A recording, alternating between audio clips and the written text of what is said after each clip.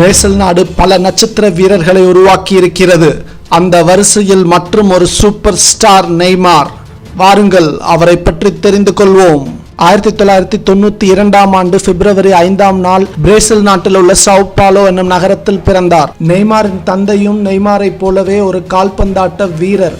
ஆனால் அவரால் கால்பந்தாட்டத்தை தொடர இயலவில்லை. குடும்பத்தில் ஒரு வறுமையான சூழல் நிலவியது. ஒருமுறை நெய்மாரின் தந்தை புகழ்பெற்ற கால்பந்தாட்ட அணியான சாண்டோஸுக்கு விளையாடினார். அப்போது மைதானத்திற்கு மிக அருகில் நெய்மார் ஓடிக்கொண்டே இருந்திருக்கிறார். இதை தூரத்திலிருந்து பார்த்த மேனேஜர் பெட்டின்ஹோ மிகவும் கவர்ந்தெழுக்கப்பட்டார். நெய்மாரின் பெற்றோர்களிடம் பேசி உடனடியாக நெய்மாருக்கு பயிற்சி கொடுக்க ஆரம்பித்தார். பந்தை உதைக்காமல் ஓட்டத்தின் லாவகத்தை பார்த்தே தன்னை தேர்ந்தெடுத்ததை ஆச்சரியமாக பார்க்கிறார் நெய்மார். மிகச்சிறிய வீட்டில் வாழ்ந்தாலும் அதை தனக்கு சாதகமாகவே பயன்படுத்தி கொண்டார் நெய்மார். எப்படி எனில் தன் தங்கையையும் தன் உறவினர்களையும் அந்த ஒரே அறையில் சிறு இடைவெளி விட்டு நிற்க வைத்து அவர்களுக்கு நடுவில் பந்தை தட்டி கொண்டு சென்றே ஒரு மூலையில் கோல் இடுவார். 13 வயதில் ஸ்பெயின் நாட்டின் புகழ்பெற்ற ரியல் மேட்ரிட் கால்பந்தாட்ட அணிக்கு விளையாடும் வாய்ப்பு கிட்டியது. முற்றிலும் புதிய சூழலில் விளையாடுவதற்கு தயாராகவில்லை நெய்மார். அதனால் அவரின் தந்தை அந்த வாய்ப்பை நிராகரித்தார். அது ஒரு முக்கிய முடிவு, ஏனெனில் அப்போதே அவர்கள் ஐரோப்பாவிற்கு குடிபெயர்ந்திருக்கலாம். 2009ஆம் ஆண்டு பல கால்பந்து வல்லுநர்கள் விளையாடிய அணியான சாண்டோஸ் அணிக்கு விளையாட ஆரம்பித்தார் நெய்மார். அப்போது ஐரோப்பாவிலிருந்து மீண்டும் ஒரு அழைப்பு வந்தது.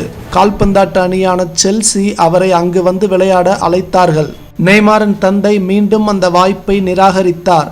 தற்போது விளையாடி கொண்டிருக்கும் அணியான சாண்டோஸுக்கு நெய்மார் முதலில் பெருமை சேர்க்க வேண்டும் என்று விரும்பினார். 48 வருடம் கழித்து கோப்பா லிபர்டடோஸ் சாம்பியன்ஷிப்பை வென்று சாண்டோஸுக்கு பெருமையும் சேர்த்தார். 2010ஆம் ஆண்டு அமெரிக்காவிற்கு எதிரான போட்டியில் பிரேசில் அணிக்காக அறிமுகமானார். முதல் போட்டியிலேயே கோலையும் அடித்தார். 2011ஆம் ஆண்டு உலகின் தலை சிறந்த இளம் வீரருக்கான பட்டத்தை வென்றார். 2012ஆம் ஆண்டு அந்த ஆண்டின் சிறந்த கோல் அடித்ததற்கான ஃபிஃபா புஸ்காஸ் விருதையும் வென்றார். 2013ஆம் ஆண்டு கான்ஃபெடரேஷன்ஸ் கோப்பை இறுதிப் போட்டியில் அன்றைய சாம்பியனான ஸ்பெயின் நாட்டை பிரேசில் 3-0 என்ற கோல் கணக்கில் வீழ்த்தியது. அந்த போட்டியில் 2ஆம் கோலை அடித்த நெய்மார் பிரேசில் நாட்டின் கனவுகளை தன் தோள்கள் சுமக்க தயாராக இருக்கிறது என்பதை நிரூபித்தார். அதே ஆண்டில் பார்சிலோனா அணிக்காக விளையாடச் சென்றார் நெய்மார். நெய்மாருக்கு ஐரோப்பிய கால்பந்தாட்ட சூழலில் விளையாடுவதற்கான மனப்பக்குவம் வந்துவிட்டதை அறிந்த அவர் தந்தை இந்த முறை சம்மதித்தார். 2014ஆம் ஆண்டு காலிறுதியில் பிரேசில் கொலம்பியா நாட்டிற்கு எதிராக விளையாடினார்கள். அந்த போட்டியில் கொலம்பிய நாட்டு வீரரான ஜுவான் ஜெனிகா ஏற்படுத்திய காயத்தின் காரணமாக தொடரிலிருந்து விலகினார் நெய்மார். மிகவும் துயரமான தருணம் அது. அரையிறுதியில் ஜெர்மனி நாட்டிடம் 7-1 என்ற கோல் கணக்கில் அதிர்ச்சி தோல்வியடைந்தது பிரேசில். நெய்மார் பார்சிலோனாவில் மெஸ்ஸி மற்றும் சுவாரஸ் ஆகியோருடன் கூட்டணி அமைத்து எதிரணிகளை திணறடித்தார்கள். பார்சிலோனாவில் 4 வருடங்கள் விளையாடிய நெய்மார் 2017ஆம் ஆண்டு பிரான்ஸ் நாட்டின் PSG அணிக்கு மாறினார்.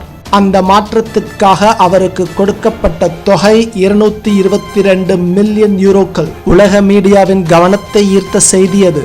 நெய்மார் டிரிப்ளிங் ஆட்டத்திற்காக பெயர் போனவர். சிறு வயதில் ஃபுட்சால் விளையாட்டு விளையாடியது அவருக்கு மிகவும் உதவியாக இருக்கிறது.